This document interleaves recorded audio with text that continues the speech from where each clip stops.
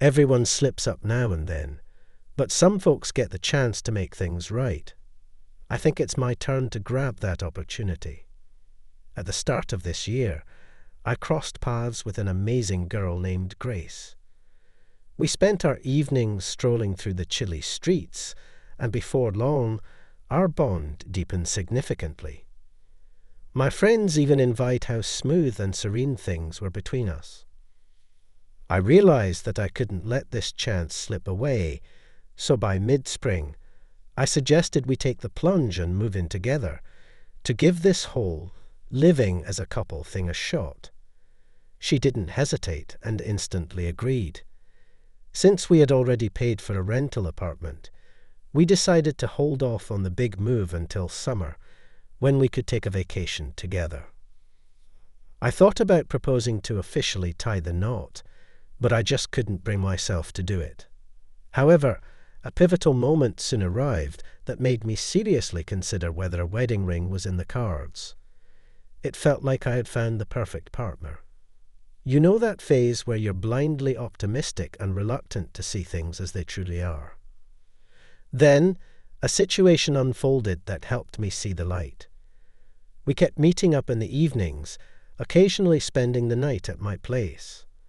Grace had to be at work by 9, so when I left around 7:30, I gave her a spare key to let herself out. A day later, I snagged a key to her apartment as well. It seemed like a practical arrangement. If she was running late, she could ask me to swing by and take care of her cat. Plus, when I had to go on business trips, it was handy for her to pop in, toss out any spoiled food, or just check up on things. One day, I found myself assigned to field meetings with clients. I had no other plans, so I packed up my documents and set out to impress some potential partners. Traveling from one office to another can be exhausting, but meeting up at a restaurant can be even more tedious. You order a delicious steak, and your dining partner turns out to be a vegetarian, shooting you disapproving looks at your plate all night.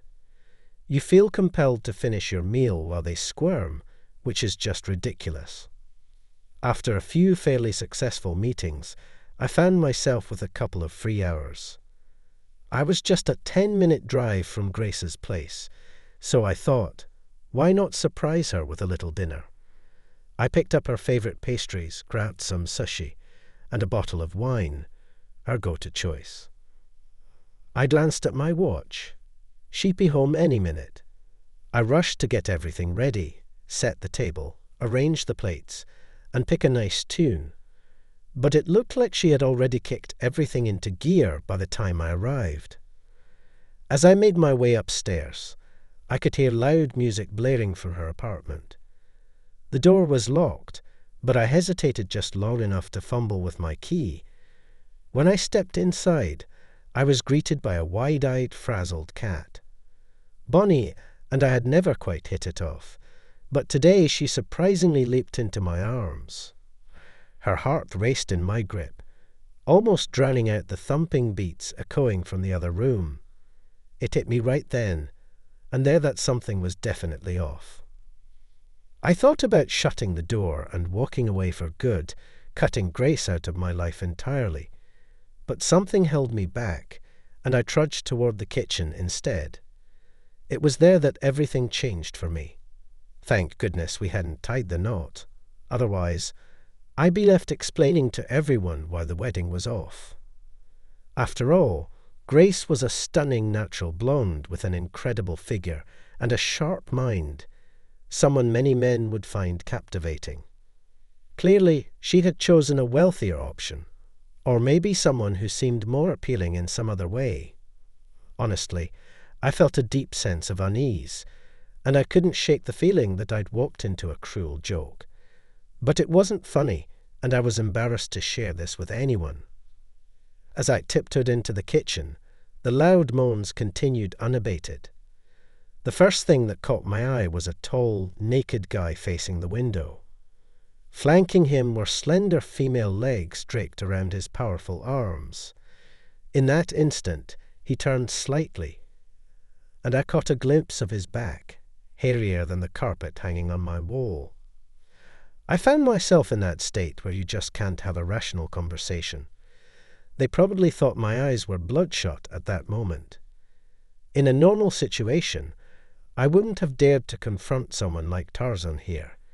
He clearly had me beat in height, weight, and muscle. But in that rush of adrenaline, I didn't think through the consequences. So I snatched up a kitchen stool and swung it 3 solid times at the back of this brazen interloper. He jumped back as if burned, dodging and mumbling some incoherent words. After the 3rd hit, the stool shattered, but my uninvited guest seemed to have emerged unscathed.